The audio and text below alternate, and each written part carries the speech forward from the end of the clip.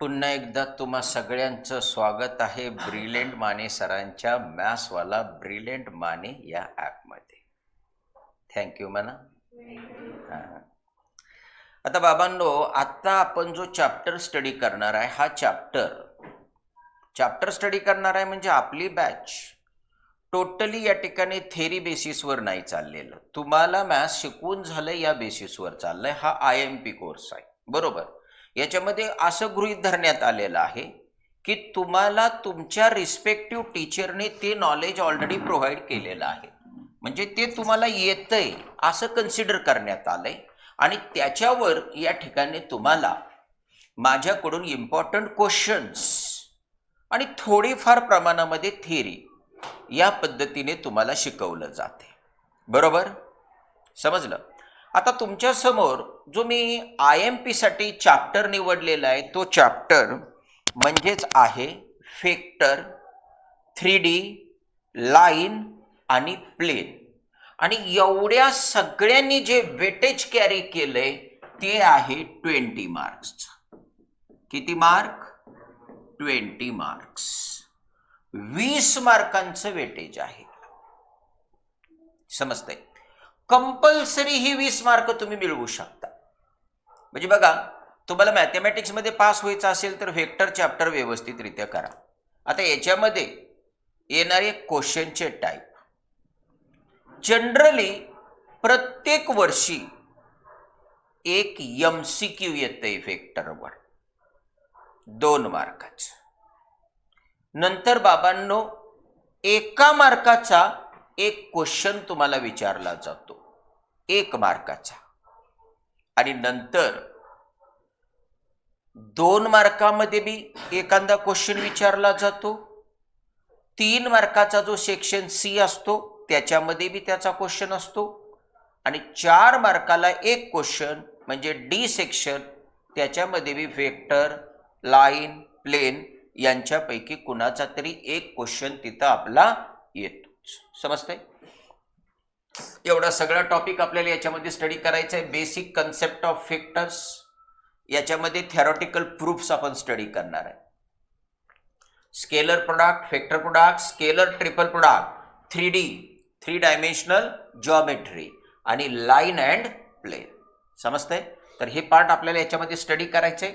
Theory तुमची चांगली आहे, या बेसिसवर आपण जातोय. पहिला क्वेश्चन तुमच्या समोर मी असा मांडलाय 1 मार्काचं वेटेज या क्वेश्चनने घेतलंय, जास्त नाही. बघा क्वेश्चन काय. Write the position vector of point 3,2,4. आता हा क्वेश्चन आहे. आपल्याला क्वेश्चनचा आन्सर आपल्याला या ठिकाणी इथं घ्यायचंय. तुम्हाला गिव्हन पॉइंट कोणता आहे? 1च मार्काचा क्वेश्चन आहे. हा पॉइंट P आहे 3, 2, 4.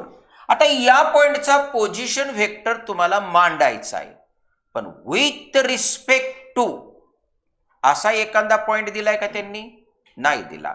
आणि ज्या वेळेस विथ रिस्पेक्ट टू म्हणजेच रेफरन्स पॉइंट दिला जात नाही त्यावेळेस तो रेफरन्स पॉइंट डायरेक्ट काय घ्यायचा? ओरिजिन. काय घ्यायचा? ओरिजिन. आणि मग ओरिजिनच्या रिस्पेक्ट मध्ये ज्या वेळेस आपण पोझिशन वेक्टर घेतो ऑफ पॉइंट P त्यावेळेस तो आपण दाखवतो स्मॉल लेटर P बारने, बरोबर. आणि तो डायरेक्ट काय येणार? यस 3x कोऑर्डिनेट, त्याला मल्टिप्लाय त्याचा unit vector I cap, y coordinate 2 unit vector म्हणजे डायरेक्शन J कॅप, आणि या ठिकाणी यस 4k कॅप. संपलं. 1 मार्क तुम्हाला मिळाले. याच्यामध्ये कुणाच्या रेफरन्स रिस्पेक्ट मध्ये पॉइंट P ची पोझिशन घेतली असं मी काय दाखवलं का? नाही. याचा अर्थ सरळ सरळ असतो ओरिजिनच्या रिस्पेक्ट मध्ये. समजलं? म्हणजे तुम्ही मला असाही क्वेश्चन विचारताय की सर याच्या व्यतिरिक्त बी आम्हाला एखादा क्वेश्चन वेगळा येऊ शकतो का? हो. आता हा क्वेश्चन बघा, आपण एक ऍड करतोय क्वेश्चन हित मध्ये. तुम्हाला असा समजा पॉइंट दिला, yes position of point P 3,2,4 with respect to Q 1, 1, 1. P पॉइंटची पोझिशन क्यूच्या रिस्पेक्टमध्ये म्हणजे इनिशियल पॉइंट कोणता आला क्यू आणि नंतरचा पॉइंट कोणता आला पी, याला म्हटलं जातं क्यूपी बार. क्यूपी बार म्हणजेच काय, position of point P with respect to point Q. Question मध्ये आहे तसं. आणि तो कसा असतो, next point minus previous point. Next पॉइंटचा पोझिशन वेक्टर मायनस प्रिव्हियस पॉइंटचा पोझिशन वेक्टर. आणि डायरेक्ट आपण कसं घेणार, याच्यामध्ये करस्पॉन्डिंग पॉइंटच्या कोऑर्डिनेटची डिफरन्स, एक्स कोऑर्डिनेटचा डिफरन्स घेऊन त्याला मल्टिप्लाय आय, वाय कोऑर्डिनेटच्या डिफरन्सला मल्टिप्लाय जे आणि झेड कोऑर्डिनेटला के. मग आता बघा बरं इथं हा 3 - 1 काय आला बाळांनो 2i कॅप. हा 2 - 1 काय आलं जे कॅप. 4 - 1 काय आलं 3k कॅप. समजलं. म्हणजे असा क्वेश्चन तुम्हाला विचारला, आता जी वरती मांडलाय असा क्वेश्चन तुम्हाला इसवी सन पूर्वी म्हणजे याच्या अगोदरच्या एका एक्झाम मध्ये विचारलेला क्वेश्चन आहे तो आहे. आणि त्याला चेंज करून जर त्यांना वेगळा विचारायचा म्हटलं तर ते असा विचारू शकतील, position of point P with respect to other point. समजलं. चलो आगे. याच्यातला दुसरा क्वेश्चन बघा बरं मी काय दिलाय, write the direction ratios of line. हा क्वेश्चन बघा, write the direction ratios of line passing through the points A 1 2 3 and B -1 -3 -4. बघा बोर्डवर नीट लक्ष द्यायचं. तुम्हाला दिलेले जे 2 पॉइंट्स आहेत या 2 पॉइंट्सवर लक्ष द्या. ओके. 2 नंबरचा क्वेश्चन, यस एकच मार्काचा क्वेश्चन आहे. गिव्हन पॉइंट्स, ए पॉइंट दिलाय तुम्हाला 1, 2, 3. बी पॉइंट दिलाय तुम्हाला -1 -3 -4. आणि तुम्हाला डायरेक्शन रेशो कोणाचे फाइंड करायचे, त्या लाईनचे की ज्या लाईनवर हे 2 पॉइंट आहेत. एखाद्या लाईनवरचे 2 पॉइंट्स माहित असतील तर त्यांचे डायरेक्शन रेशो म्हणजे त्या 2 पॉइंटच्या कोऑर्डिनेट्सचा डिफरन्स असतो. काय असतो डिफरन्स. मग पी पॉइंटच्या कोऑर्डिनेट मधून ए पॉइंट मधून बी सबट्रॅक्ट करा, नाहीतर बी मधून ए सबट्रॅक्ट करा. बघा इथं yes direction ratios of line passing through the points A, B identical equal to. चला A - B करा. 1 -1 y कोऑर्डिनेट 2 -3, z कोऑर्डिनेट 3 -4. म्हणजे बिटवांनो तुमचा आन्सर असा आलं. यस -+2 आला, हा 5 आला, हा 7 आला. और आता येऊन पडलं आन्सरवर. डायरेक्शन रेशोच्या बाबतीमध्ये मी असं सांगितलं, डायरेक्शन रेशो तुम्ही अगोदर शिकलेला आहात, ती तुमची प्रोसिजर मी बाजूला ठेवली आणि मी सोपं काय सांगितलं की एखाद्या लाईनवरचे 2 पॉइंट तुम्हाला माहित असतील तर त्या 2 पॉइंटच्या कोऑर्डिनेटचा डिफरन्स, मग पहिला पॉइंट मायनस दुसरा करा किंवा दुसरा मायनस पहिला करा, मग याच्यामध्ये आन्सर चेंज होण्याचा चान्स आहे. म्हणजे हो म्हणून चला की या ठिकाणी तनीने काय केलं असं सोडवलं, तनीचं आन्सर आलं. पण दुसऱ्या मेंबरने काय केलं की बी मधून ए सबट्रॅक्ट केला. मग बी मधून ए सबट्रॅक्ट केला की ऑटोमॅटिकली आन्सरला मायनस साइन चिटकन का नाही. कळलं का. म्हणजे थोडक्यात काय मी 2 आन्सर कशी मांडायची ती शिकवली. काय जे तुमचं आन्सर आलंय त्याला मायनसने मल्टिप्लाय करा दुसरा आन्सर. समजलं?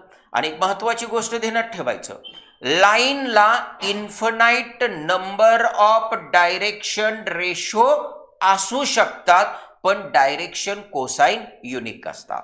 डायरेक्शन कोसाइन म्हणजे cosine of angle made by line with coordinate axis. मग लाईन जर फिक्स आहे तर त्या लाईनने कोऑर्डिनेट ऍक्सिस बरोबर केलेले अँगल सुद्धा कसे असणार? फिक्सच असणार. म्हणजे डायरेक्शन कोसाइन चेंज होईल का? नाही, पण डायरेक्शन रेशो चेंज होणार. कारण डायरेक्शन रेशोला मिस्टर मानेंनी काय सांगितलं की त्या लाईनवरच्या कोणत्या बी 2 पॉईंटच्या कोऑर्डिनेटचा डिफरन्स. मग समजा त्या लाईनवर 1000 पॉईंट असतील तर या ठिकाणी तिथं आपल्याला मिळणाऱ्या ज्या पियर आहेत त्या आणखीन कितीतरी मिळतील, कारण कोणते बी 2 पॉईंट, त्यामुळे चेंज होणार का नाही? कळलं? ओके. 1 मार्काच्या क्वेश्चनला लई खेळत बसायचं नाही, एवढं भरपूर झालं. ओके, चलो आगे बढ़ेंगे नेक्स्ट क्वेश्चनला. एकदम छोटे छोटे क्वेश्चन्स आहेत की जे तुम्हाला फक्त 1 मार्क देणार. ओके, म्हणजे माझ्या समोर तुम्ही ज्यावेळेस 1 तास बसणार आहे त्यावेळेस तुम्हाला 1 मार्काची कमी होणार आहे आज. ओके, पण कधी कधी हे 1 मार्काचा क्वेश्चन तुम्हाला 2 मार्काला सुद्धा येतो, एमसीक्यू. ओके, चलो आता बघा बरं, इथं तुम्हाला क्वेश्चन काय दिलाय, write the magnitude of vector. काय सर, या ठिकाणी हा व्हेक्टर दिला आणि याची मॅग्निट्यूड काढायची. सर आन्सर तर हितच होतंय. हो, याला ए बार म्हणून टाका.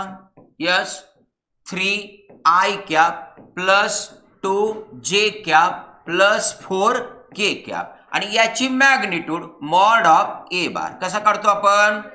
स्क्वेअर रूट ऑफ i कोएफिशियंटचा स्क्वेअर प्लस j कोएफिशियंटचा स्क्वेअर प्लस, बरोबर, म्हणजे हा काय तर 3चा स्क्वेअर प्लस 2चा स्क्वेअर प्लस 4चा स्क्वेअर, म्हणजेच काय आलं हे 16 4 20 आणि हे 9 29. समजलं? युनिट म्हणायचं. मॅग्निट्यूड हा युनिट मध्ये येतो. समजलं? किसी को कोई शक? समजलं? चलो आगे. आता बघा पुढचा क्वेश्चन तुम्हाला काय म्हटले, राईट द डायरेक्शन. डायरेक्शन दिलेल्या व्हेक्टरची डायरेक्शन रिप्रेझेंट करणाऱ्या व्हेक्टरला युनिट व्हेक्टर म्हणतात. काय म्हणतात? Unit vector. आणि युनिट व्हेक्टर म्हणजे काय असतं? यस, व्हेक्टर अपॉन त्याची मॅग्निट्यूड. मग आता सोन्यानो हा क्वेश्चन बघा, ह्याच्यात फसवण्याचा प्रयत्न केलाय.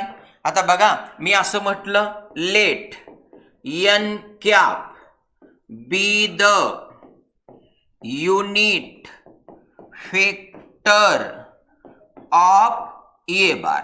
बर, मग मला सांगा बर Srishtiji, n cap is equal to काय येणार?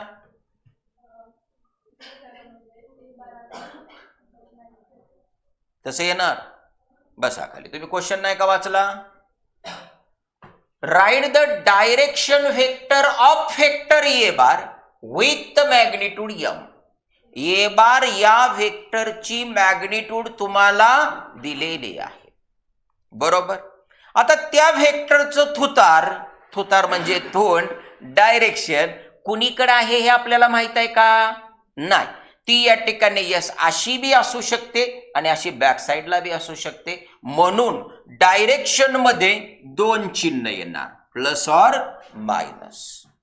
ओके, आता व्हेक्टर कोणता आहे? ए बार, आणि त्याची मॅग्निट्यूड काय? m.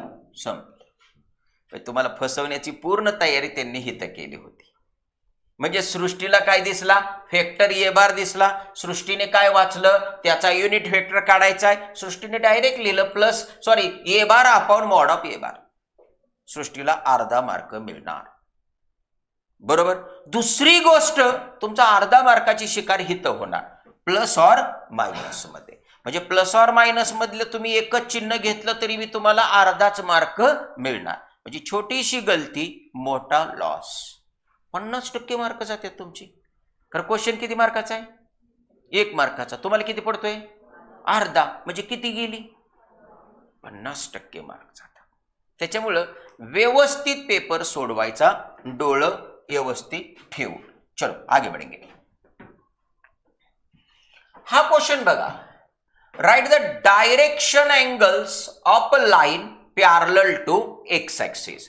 एक्स ऍक्सिसला जी लाईन पॅरलल असते त्या लाईनचे डायरेक्शन अँगल्स हे एक्स ऍक्सिसच्या डायरेक्शन अँगल एवढेच असतात. कारण दोन लाईन एकमेकींना पॅरलल असतील तर त्यांच्यातला अँगल किती येतो? 0 डिग्री. म्हणजे या ठिकाणी त्या दोन पॅरलल लाईन आहे, या ठिकाणी हा दोघींचे इन्क्लिनेशन ऍट अ टाइम सेमच होणार ना पॅरलल कंडिशनला, आणि म्हणून ध्यानात राहू द्या, दोन लाईन्स पॅरलल असतील तर त्यांचे डायरेक्शन अँगल सेम असतात. बरोबर. आला पॉइंट डायरेक्शन अँगलचा. डायरेक्शन अँगल ऑफ लाईन म्हणजे काय? The angles made by line with positive direction of X Y Z axis. कळलं का? दिलेल्या लाईनने positive X axis, positive Y axis आणि पॉझिटिव्ह झेड ऍक्सिस बरोबर केलेले जे अँगल्स असतात त्याला म्हटलं जातं डायरेक्शन अँगल. मग आता चला, मिस्टर मानेंनी तुम्हाला आत्ताच्या आन्सर मध्ये असं सांगितलं, yes direction angle of X axis is equal to direction angle of line parallel to X axis. Yes direction angles of X axis is equal to yes direction angles of line parallel to X axis. Okay. चला आता X ऍक्सिसचे direction angle, line कोणती दिली या? X axis. बरोबर. आणि direction angle कसं काढतो आपण? त्या लाईनने एक्स ऍक्सिस बरोबर केलेला अँगल. आता आपल्याला लाईन कोणती दिली? X axis. हा चला, एक्स ऍक्सिसने एक्स ऍक्सिस बरोबर केलेला अँगल 0. एक्स ऍक्सिसने वाय बरोबर केलेला अँगल, कारण तिन्ही ऍक्सिस एकमेकांना काय असतात? परपेंडिक्युलर. म्हणजे 0, 90, 90. पण डिग्रीचा सिम्बॉल जर याच्या डोक्यावर नाही दिसला की याचा अर्थ चुकला, ते गेलं रेडियन मध्ये, म्हणजे तुमचं आन्सर चुकलं. कळलं? म्हणजे हे 1 मार्क तुम्हाला हवा असेल तर हे सेंटेन्स पाहिजे, आणि हे डायरेक्ट आन्सरला मार्क आहे तुमच्या. राईट शब्दच काय? राईट. फाइंड आहे का? फाइंड शब्द आहे का? नाही. फाइंड म्हणजे ते तुम्ही कसं काढलंय ते सांगावं लागतं. हे फक्त राईट आहे, लिहायचंय तुम्हाला. कळलं? मग ह्याच्यामध्ये 0 डिग्री, 90 डिग्री, 90 डिग्री, हे degree degree degree very very important. आगे बढ़ेगा mister Mane. If L, M, N are the direction cosines of any line then write directional vector. Directional vector लिहायचा आहे. काय हो, काय सांगताय मला सांगा? L, M, N हे डायरेक्शन कोसाइन आहेत एका लाईनची, तर त्या लाईनचा डायरेक्शनल वेक्टर काय असेल? तुम्ही सांगा तृप्तीजी.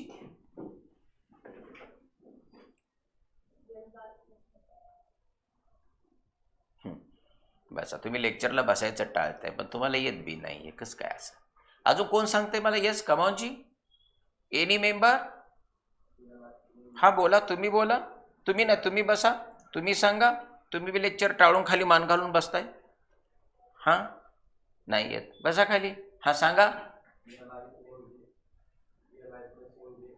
100% करेक्ट आन्सर. अहो या ठिकाणी डायरेक्शनल वेक्टर म्हणजे युनिट वेक्टर. म्हणजे काय? Unit vector. हे मगाच सांगितलंय मी.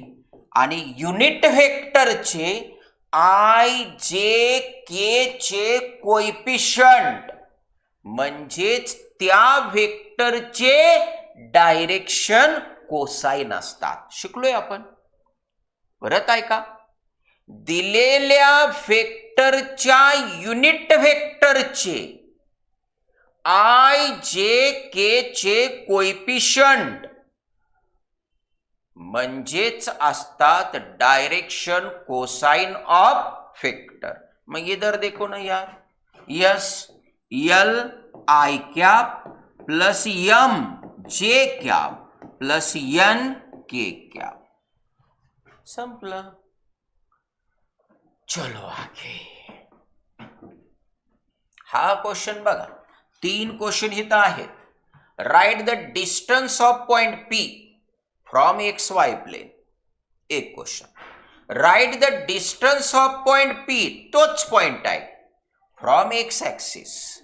Right the distance of point P, तोच पॉइंट आहे, फ्रॉम ओरिजिन. 3 क्वेश्चन आहे. तिन्ही पैकी एक क्वेश्चन एक्झाम मध्ये येणार, तिन्हीच्या तिन्ही नाही येणार, कारण वेटेज कितीचा आहे, 1 मार्काचा.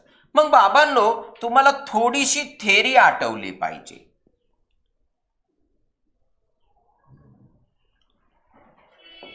हा पॉइंट आहे तुमचा, given point S P A comma B comma C. सगळे क्वेश्चन राईट आहेत, राईट, डायरेक्ट आन्सर लिहायचं आहे, बरोबर. पण आता तुम्हाला माहिती असावं म्हणून मी घेतोय. हा एक्स ऍक्सिस, हा वाय ऍक्सिस, हा झेड ऍक्सिस, ओरिजिन, आणि हा पॉइंट दिला.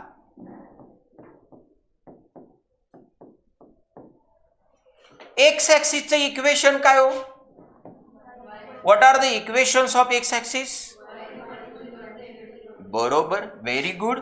y is equal to Z is equal to 0. याचा अर्थ या ठिकाणी आपल्याला पॉइंट पी चं डिस्टन्स जर एक्स ऍक्सिस पासून काढायचं असेल तर बाबांनो, या क्यू पॉइंटचा एक्स कोऑर्डिनेट आणि पी पॉइंटचा एक्स कोऑर्डिनेट सेम असणार. काय असणार? सेम. कारण ही लाईन एक्स ऍक्सिसला काय परपेंडिक्युलर, म्हणून हो का ही ए आला, वाय आणि झेड दोन्ही काय आले 0 0. मग आता तुमचा फॉर्म्युला तयार झाला बघा. Yes distance of point P yes from X axis is equal to Q P. आणि डिस्टन्स फॉर्म्युला घ्या ना. या 2 पॉइंट मधलं डिस्टन्स काय येणार? Square root of A minus A bracket square म्हणजे 0, बी मायनस 0 बी त्याचा स्क्वेअर सी स्क्वेअर, म्हणजे काय आलं? बी स्क्वेअर प्लस सी स्क्वेअर. म्हणजे एक्स ऍक्सिस पासून परपेंडिक्युलर डिस्टन्स जर एखाद्या पॉइंटचं काढायचे तर त्याचा फॉर्म्युला आहे स्क्वेअर रूट ऑफ त्याच पॉइंटच्या वाय आणि झेड कोऑर्डिनेटच्या वर्गांच्या बेरजेचं, सॉरी स्क्वेअर रूट ऑफच म्हटलं मी, बरोबर आहे. स्क्वेअर रूट मध्ये वाय झेड कोऑर्डिनेटच्या स्क्वेअरिंगची सम. मग आता distance of point P from Y axis म्हटलं तर स्क्वेअर रूट मध्ये एक्स आणि झेड म्हणजे square root of A square plus C square. समजलं? असं जात आहे. मग आता एवढा हा क्वेश्चन तुमचा हितल्या हितच जाणार डायरेक्ट फास्ट. एवढा फॉर्म्युला तुमचा पाठ असावा. बी कोण आहे 2 आणि हा 3 म्हणजे 2 चा स्क्वेअर 3 चा स्क्वेअर 9 चा किती झालं 13. समजलं? म्हणजे ही एवढा फॉर्म्युला तुम्हाला आठवलं पाहिजे. हे एवढंच 1 मार्काचं आहे. एवढं या फिगरला काही देणं घेणं नाही, तुम्हाला समजण्यासाठी मी काढलंय. आता पुढचा क्वेश्चन बघा बरं काय म्हटलंय. Write the distance of point P from origin. काय बाबा इथनं ओरिजिन पासून, ओरिजिनचे कोऑर्डिनेट तर तुला माहित आहेत काय 0 0 0, बरोबर. मग आता हा जो दुसरा क्वेश्चन आहे यस दुसरा, त्याच्यामध्ये distance of point P from origin काय येणार? स्क्वेअर रूट ऑफ डिस्टन्स फॉर्म्युल्याने A square plus B square plus C square. Square root मध्ये त्या पॉइंटच्या एक्स वाय झेड कोऑर्डिनेटच्या वर्गांची बेरीज. समजलं? अरे डिस्टन्स फॉर्म्युला नाही मेल्यांनो.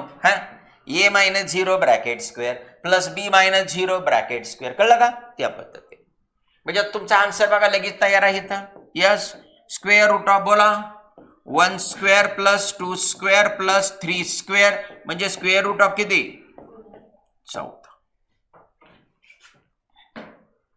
ओके, दोनच क्वेश्चन आहेत का तीन आहेत? तीन आहेत. तिसरा क्वेश्चन काय बाबा? Right the distance of point P from X Y plain. अरे बापरे, म्हणजे आपण दुसरा आणि तिसरा सोडवला. हे दोन झाले सोडून आपले. हा एक सोडवला आपण आणि हा एक सोडवला. वरचा राहिला एक्स वाय प्लेन पासूनचं परपेंडिक्युलर डिस्टन्स. आठवतंय का? एक्स वाय प्लेन पासूनचं परपेंडिक्युलर डिस्टन्स. ज्या प्लेन पासून तुम्ही परपेंडिक्युलर डिस्टन्स घेताय त्या प्लेनचा कोऑर्डिनेट सोडून द्यायचे आणि राहिलेला घ्यायचा. एक्स वाय, एक्स आणि वाय सोडा, राहिला कोण? पी पॉइंटचा झेड कोऑर्डिनेट काय?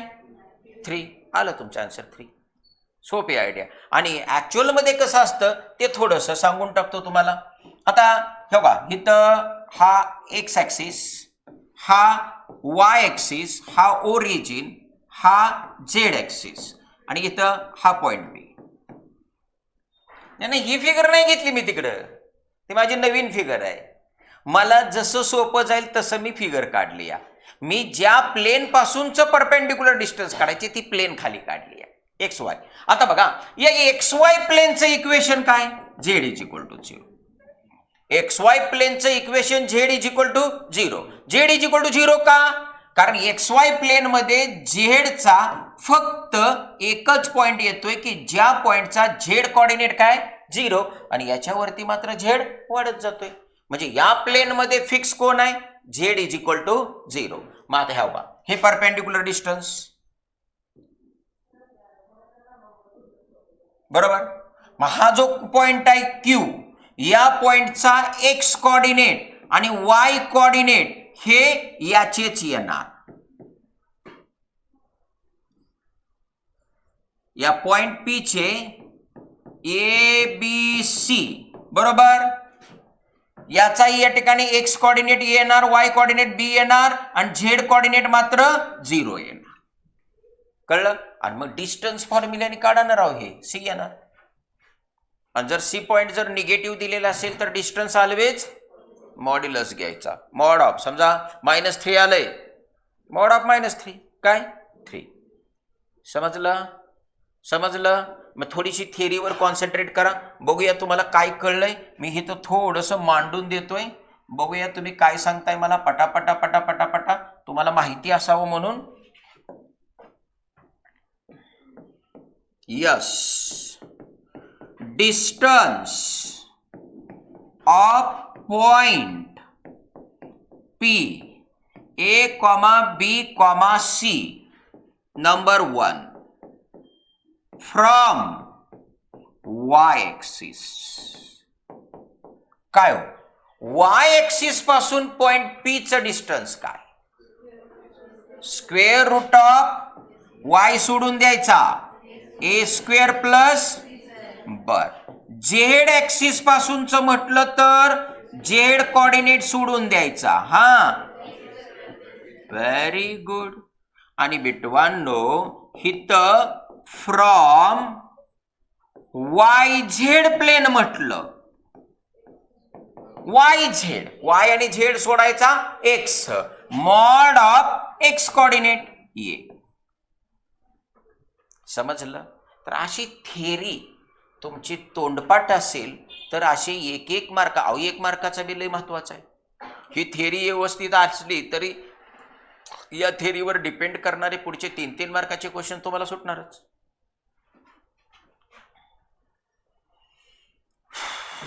किती सोपा क्वेश्चन आहे बघा.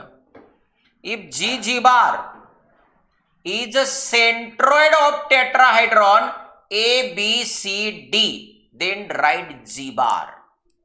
ABCD हे 4 व्हर्टायसेस ज्या टेट्राहायड्रॉनचे आहेत त्या टेट्राहायड्रॉनचा सेंट्रॉइड काढण्याचा फॉर्म्युला सांगा तुम्ही. तो पीजी बघा, तुम्हाला काहीच येणार. किती दिवस झाले तुम्ही लेक्चर मध्ये नाही. बसा खाली, तुम्ही सांगा. बरोबर आहे, 100% करेक्ट आहे. बसा खाली. एकदम सिंपल आहे. या ठिकाणी centroid of tetrahedron is equal to चार व्हर्टायसेसच्या पोझिशन व्हेक्टरची सम म्हणजे मित्रांनो A bar plus B bar plus C bar plus D bar upon 4 आणि हिथं मात्र हे वाक्य पाहिजे where A bar B bar C bar D bar are the position vectors of the points म्हणा किंवा vertices A B C D. बस एक मार्क खिशात. कळलं का? छोट्या छोट्या गोष्टी तुम्ही जो विचार करता ना मला येतं ते तुम्हाला इथं बसल्यानंतरच कळते. आय्या मला तर काहीच येत नाही. कळते ना? ओके मी टार्गेटमध्ये बरीच सगळीच घेणार आहे हळूहळू त्यामुळे तुम्ही काय रडू नका प्लीज. ओके चलो आगे बढे. दुसरा क्वेश्चन बघा मिस्टर मानेंनी काय दिलाय. छान क्वेश्चन आहे बाबा रे. Write the section formula for external division. External division साठी सेक्शन फॉर्म्युला लिहा. आणि गौरीजी काय म्हटलंय पॉइंट आर आर बार हा पॉइंट आर हा डिवाइड करतोय ए बी या सेगमेंटला externally in the ratio m/n मध्ये. Yes Gauriji please stand up and give answer. नाही येत बघा तुम्ही किती दिवस झाले बाहेर बसलाय तुम्हाला बी येत नाही काहीच. अय्या किती मजा आहे. हा सांगा तुम्ही. हा तुम्ही नाही तुम्ही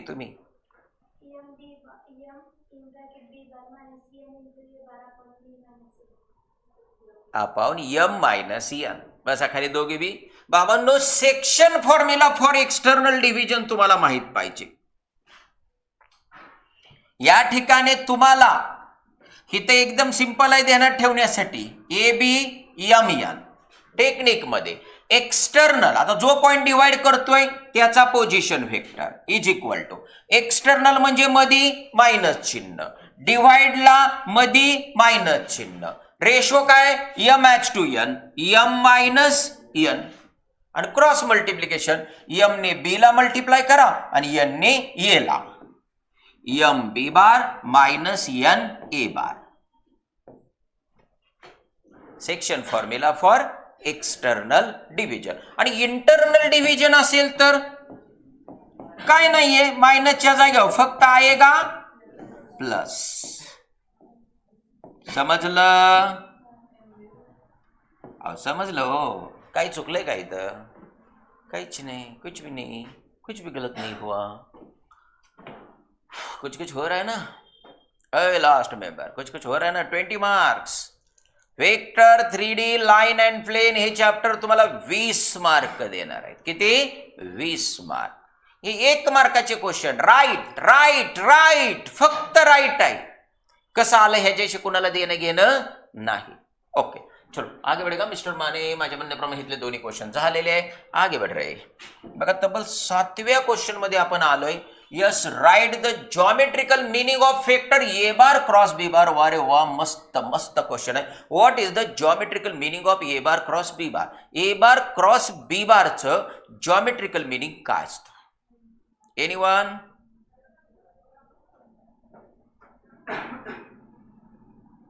यस नन्याजी? नो जी. शेजारा? नो जी. Tanuji?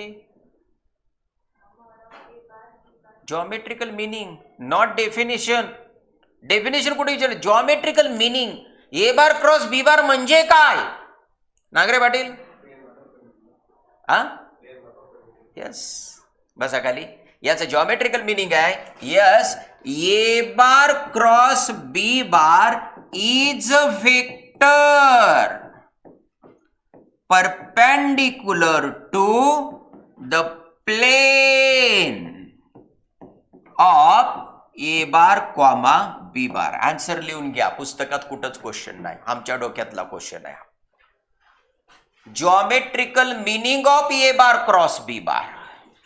Geometrical meaning of A bar cross B bar yes काय आहे? A bar cross B bar is a vector perpendicular to plane of A bar comma B bar. A bar आणि B bar या दोन व्हेक्टरच्या प्लेनला तो असतो परपेंडिकुलर. ओके, चलो आगे बढ़ेंगे.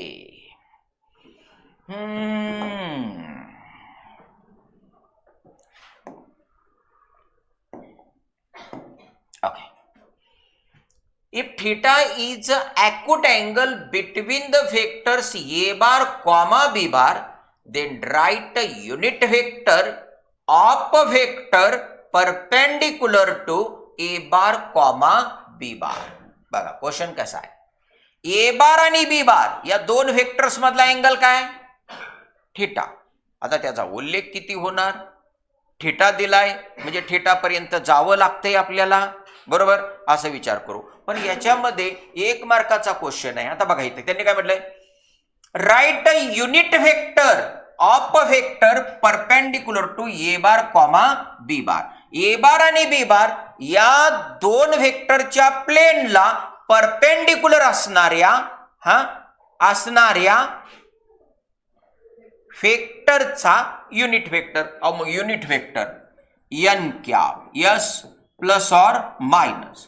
आता ए बार कॉमा बी बार यांच्या प्लेनला परपेंडिक्युलर कोण असतो?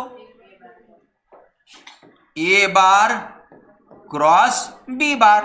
आपण त्याचा मॉड्युलस ना, कळलं का? मॉड्युलस. कारण युनिट व्हेक्टर म्हणजे व्हेक्टर आपण त्याची मॅग्निट्यूड, बरोबर. आणि याच्यामध्ये थीटा दिलाय, मग थीटाला डिफाईन करायचा असेल तर तुम्ही याच्यामध्ये याला डिफाईन करू शकता, ह्या दोघांना. कळतंय का? ऍक्च्युली माझ्या म्हणण्याप्रमाणे थीटा त्यांनी इथं द्यायला नकोच होता. हे आन्सरच भरपूर झालं, कारण आन्सर किती मार्काचा आहे? एकच मार्काचा आहे. थीटा घ्यायचा म्हणजे काय हो, याची डेफिनेशन येणार. आता याला तर डिफाईन करणार नाही आपण, कारण ह्यात युनिट व्हेक्टरनेच आपण डिफाईन केलं. व्हेक्टर आपण त्याची मॅग्निट्यूड मध्ये थीटा आणू आपण. Mod of A bar mod of B bar sine theta. जास्तीत जास्त तुम्ही पुढं एवढी एंट्री मारू शकता, प्लस और minus A bar cross B bar upon mod of A bar into mod of B bar into sine theta. समजलं? चलो आगे. तुम्ही इमॅजिन करू शकत नाही अशा पद्धतीचे क्वेश्चन्स येतात त्याच्यात 1 मार्काला. आता बघा बरं काय, if A B C are the direction ratios of vector A bar then write it's a direction cosines. Yes ओमजी, A comma B comma C हे डायरेक्शन रेशो आहेत एका व्हेक्टरचे किंवा एका लाईनचे, तर त्याचे डायरेक्शन कोसाइन काय येते? तुम्ही एक बी प्रश्नाचं उत्तर देना मला. बसा खरे, कोण सांगताय? Yes anyone? Yes anyone? हां, 100% करेक्ट आन्सर यार. नागरे पाटील जिंदाबाद. Yes, direction cosine L M N ने दाखवतो आपण, बरोबर. प्लस और minus A upon square root of A square plus B square plus C square. M काय? बी घ्यायचा. प्लस और minus B upon square root of A square plus B square plus C square plus और minus C upon square root of A square plus B square plus C square. संपले. Direction ratio वरून direction cosine काढण्याचं relation. कळलं का? कळलं का? हे फॉर्म्युलीज आहेत तुमचे, शिकलाय तुम्ही, पण आठवं ना तुम्हाला.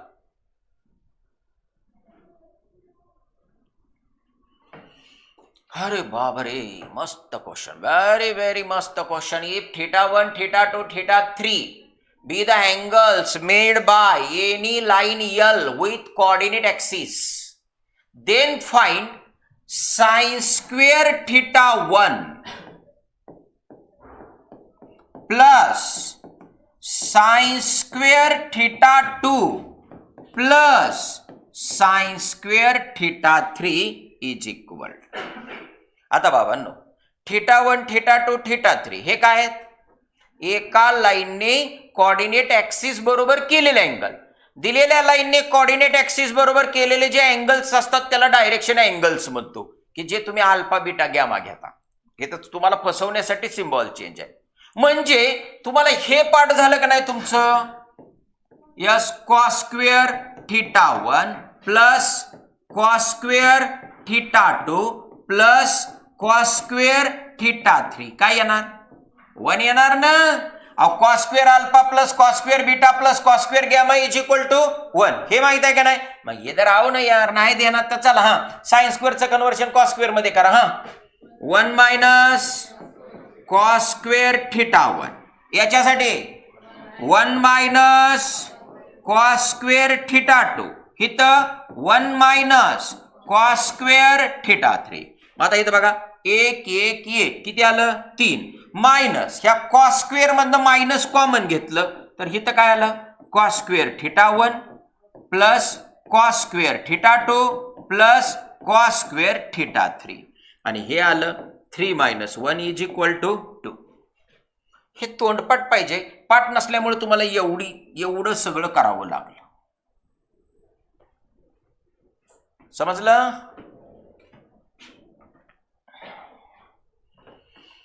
बघा क्वेश्चन काय आहे.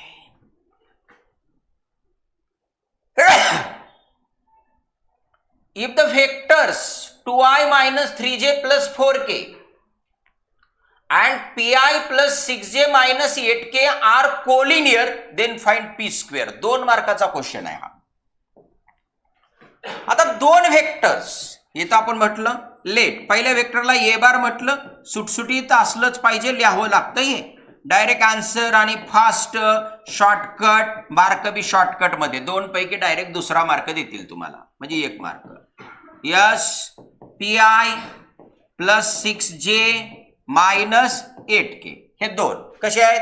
Yes above vectors are collinear. 2 vector जर कोलिनियर असतील तर मला पी काढायचा आहे. कसा काढणार, आय कोएफिशियंटचा ratio 2/p is equal to J कोएफिशियंटचा रेशो -3/6. आता हा जो क्वेश्चन आहे हा क्वेश्चन ठीक आहे, काय नाही प्रॉब्लेम, बरोबर आहे. ओके आणि झेड कोएफिशियंटचा question I coefficient 4/-8.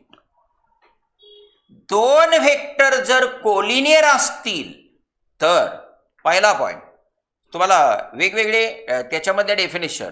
1 vector scalar multiple of other, दुसरा आय कोएफिशियंटचा रेशो, जे कोएफिशियंटचा रेशो, के कोएफिशियंटचा रेशो सेम आणि तिसरा त्यांचा क्रॉस प्रोडक्ट 0. त्यांचा क्रॉस प्रोडक्ट 0 कोणत्या बी मेथडने सोडवा, ही सोपी मेथड आहे. बस आता एवढंच घ्या कन्सिडरेशन मध्ये. यस बघा बरं इथं हा 2/p -1/2 ना, 3 दुने 6. चला क्रॉस मल्टिप्लिकेशन हा p इकडे आला p हे 2 दुने 4 आणि हा मायनस साइन आन्सर. बरोबर बरोबर. आता काही मध्ये ह्यालाच आन्सर म्हणून आपण निघून जाणार, पण त्यांनी निशाणपणा केलाय काय पी स्क्वेअर काढ मेल्या. P square is equal to -4चा स्क्वेअर म्हणजे 16. समजलं कळलं. एकदम सिंपल एकदम सिंपल. आता पुढे येणारे जे 4-5 क्वेश्चन्स आहेत हे क्वेश्चन्स तुम्ही करायचे. क्वेश्चन तुमच्या समोर आहेत बघा. काय find the value of C if mod of C U bar is equal to 3 comma U bar is equal to I plus J plus 3k. सोडू शकताय का, येस और नो. मग येस तर सांगा मग मला. हो का आता mod of C U bar is equal to 3 आहे. हा सांगा कसं सोडवणार. Yes mod of C into mod of U is equal to 3. कळलं का. हे 2 व्हेक्टर ना एक स्केलर आहे. स्केलर पॉझिटिव्ह बी असू शकतो निगेटिव्ह बी असू शकतो म्हणून तू मॉड मध्ये आलाय.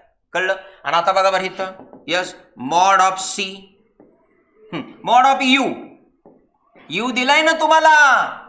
मॉड्युलस काय आय कोएफिशियंटचा स्क्वेअर जे कोएफिशियंटचा स्क्वेअर प्लस के कोएफिशियंटचा स्क्वेअर इज इक्वल टू 3 म्हणजे mod of C is equal to 3/2 square root of हे 9, 10, 11 बरोबर मॉड सी. आता सी काढायचा आहे याचाच अर्थ सी च्या पॉसिबल व्हॅल्यू एक प्लस असेल दुसरी प्लस और minus 3/√11.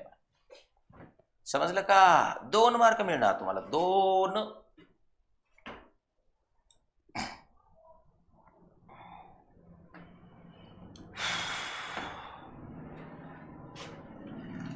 Write the equation of line passing through point P bar and parallel to vector Q bar. बघा पहिला जो क्वेश्चन आहे त्या क्वेश्चनला काय म्हटलंय 1 मार्काचा क्वेश्चन आहे. पुन्हा एकदा इक्वेशन त्या लाईनचं लिहा व्हेक्टर फॉर्म मध्ये की जी लाईन या पॉइंट मधनं पास होते आणि या व्हेक्टरला पॅरलल आहे. कोण सांगेल? हा एकच मेंबर सांगतोय. बरं शीतलजी बसा खाली. शीतलने हात केलाय. जोरात जोरात. लॅम्बडा 100% करेक्ट आन्सर आहे. यस त्या लाईनचं इक्वेशन आहे R bar is equal to तुम्ही शिकलाय ते असलं आहे का नाही तुम्ही शिकलेला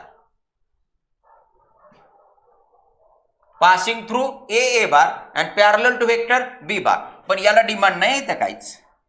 आता इथं डायरेक्ट काय पाहिजे कोणत्या पॉइंट मधनं पास होते त्या पॉइंटचा पोझिशन व्हेक्टर काय पी बार प्लस लॅम्बडा. आता ही लॅम्बडा घ्या म्यू घ्या टी घ्या हा स्केलर कोणता बी घ्या तुमच्यावर डिपेंड आहे आणि तो कुणाला मल्टिप्लाय असतो त्या लाईनला पॅरलल असणाऱ्या व्हेक्टरला. पॅरलल कोण आहे क्यू बार. समजलं? P bar plus lambda Q bar. Okay दुसरा क्वेश्चन बघा बरं काय. Write the vector equation of line passing through the points A bar and B bar. Line वरचे 2 पॉइंट माहित आहेत तुम्हाला त्याच्यावरून त्या लाईनचं व्हेक्टर इक्वेशन विचारलंय. Yes yes Nagare Patil. हा R bar is equal to A bar plus B bar minus A bar into lambda. Very good. Line वरचे कोणते बी 2 पॉइंट माहित असतील तर एका पॉइंटचा पोझिशन व्हेक्टर हिता आहे प्लस स्केलरला मल्टिप्लिकेशन मध्ये त्या 2 पॉइंटच्या पोझिशन व्हेक्टरचा डिफरन्स. म्हणजे बेटवांनो हे बघा हे आन्सर बरोबर आहे. R bar is equal to A bar plus lambda B bar minus A bar. Answer हे सुद्धा बरोबर आहे. Lambda into A bar minus B bar हे इंटरचेंज केलं. आन्सर हे सुद्धा बरोबर आहे. B bar plus lambda into A bar minus B bar. Technique मी काय सांगितलं 2 पैकी एका पॉइंटचा position vector plus lambda into 2 पॉइंटच्या पोझिशन व्हेक्टरचा डिफरन्स. समजलं? म्हणजे जे छोटे छोटे थिअरॉटिकल पॉइंट्स आहेत हे थिअरॉटिकल पॉइंट्स तुमचे व्यवस्थित असतील तर तुम्हाला तो 1 मार्क मिळणार आहे.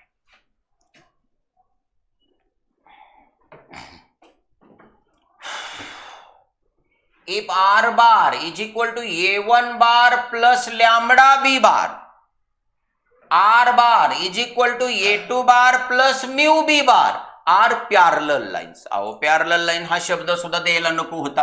R2 लाईन्स म्हणायला पाहिजे होतं त्यांनी. कारण तुम्हाला कॉमन सेन्सचा भाग आहे ना.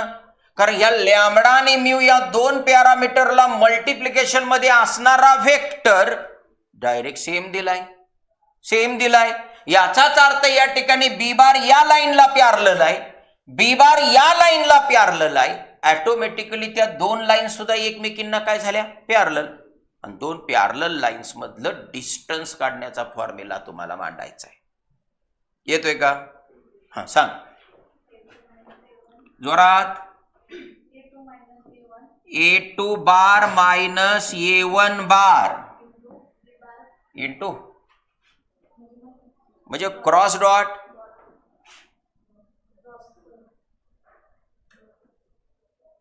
का क्रॉस डॉट बी बार आहे का? हे बरोबर असू शकतं. बस खाली. ओके, काय नाही हो, प्रोजेक्शन ऑफ या व्हेक्टरचं प्रोजेक्शन बी बारवर, हा कन्सेप्ट आहे, दुसरं काय नाहीये. तुम्हाला तुमच्या रिस्पेक्टिव्ह टीचरने शिकवलं असेल, काय प्रॉब्लेम नाही. चलो आगे बढ़ेंगे. हा बघा बरं काय, then write the perpendicular distance between those two lines, हे लिहिलं, संपलं. चलो आगे बढ़ेगा. एक मार्काचे क्वेश्चन्स आहेत इथं बघा. ह्या दोन स्क्यू लाईन्स आहेत म्हटलंय, तर find the perpendicular distance between them. कोण सांगते मला perpendicular distance between them? Anyone anyone anyone anyone, हा सांगा. A2 bar minus A1 bar dot B1 bar cross B2 bar upon B1 bar cross B2 bar त्याचा mod. बरोबर आहे, बसा काय, समजते का? ओके, आगे बढ़ रहा है mister Mane for last question. Very good. एक मार्काचे क्वेश्चन दिले, जवळ तुमच्या समोर टोटल क्वेश्चन आहेत 15. बरोबर, 15. Write formula for angle between line and plane. Line and plane मधला अँगल फाइंड करण्याचा फॉर्म्युला द्यायचा, अँगलचा उल्लेख करावा लागेल. Theta angle between line and plane. मग सांगा फॉर्म्युला. लाइन अँड प्लेन मधला अँगल फाइंड करण्याचा formula. Very good. Sine theta is equal to N bar dot B bar upon mod of N bar mod of B bar. समजलं? तर असे 15 questions मी तुम्हाला एक मार्कचे सांगितलेत, असे येऊ शकतात. याच्यापैकीच एक क्वेश्चन 2026 ला असणार. म्हणजे जर 1 मार्कावर जर व्हेक्टरवर क्वेश्चन विचारला तर असणार, क्वेश्चनच विचारला नाही तर त्यात कुठं येणार आहे. समजलं? आता आपल्याला याच्यामध्ये आणखीन बराच टॉपिक कव्हर करायचा आहे. त्याच्यामध्ये 2 मार्काचे क्वेश्चन कव्हर करायचे आहेत, 3 मार्काचे क्वेश्चन कव्हर करायचे आहेत, 4 मार्काचे क्वेश्चन इम्पॉर्टंट कव्हर करायचे आहेत आणि काही इम्पॉर्टंट प्रूफ. सध्या तर थांबूया.